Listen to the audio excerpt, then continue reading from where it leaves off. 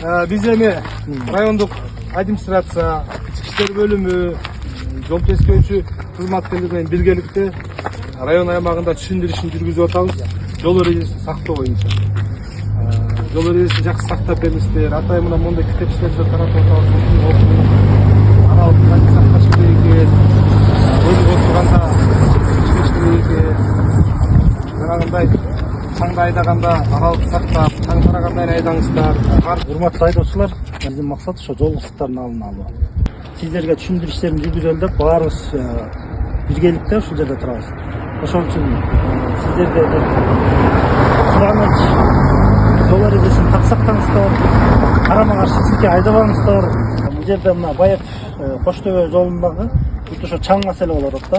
Урматтуу айдоочу, бизде азыр атайын ушундай иш чарасы болуп атты эле. Администрация менен биргеликте өзүбүз жол койгунун коопсуздук камсыздоо кызматы болуп. Бул биринчи маселе жол эрежесин так сактоо. Бизде азыр көйгөйлүү маселе могу чаң көп болуп атат. Ушу чаң жерден аралыкты сактабайдо. Эң башкысы эле спирттүү ичимдик ичип рулга отурбоо. Анан адам өмүрү аманат.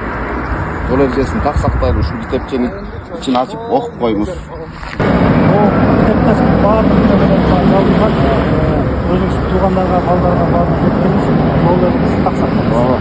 Спирт ичимдигин ичип башка Адам өмүрү аманат дейт.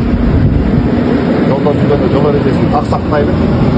Туугандарга, илилерге, агаларга, эжелерге, карындаштарга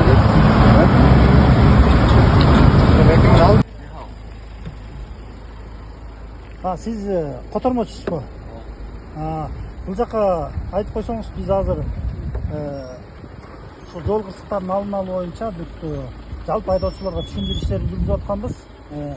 Бардык кытайлык компанияларга жеткирип коюңуз. Акырын айдоочу жылдамдыкты ашырбасын, карама каршы чыкпасын, спирт ичимдигин ичип алууна башкарбасын. Чаңда 60 менен айдаңыздар, 50-60 саатына жылдамдыкта. Анан жанагындай чаңдарда башка айдоочуга да тоскоолдук жаратпасын, баарына түшүндүрүү иштерин жүргүзүп коюңуз. Мону болсо котормосу менен окуп алса болот.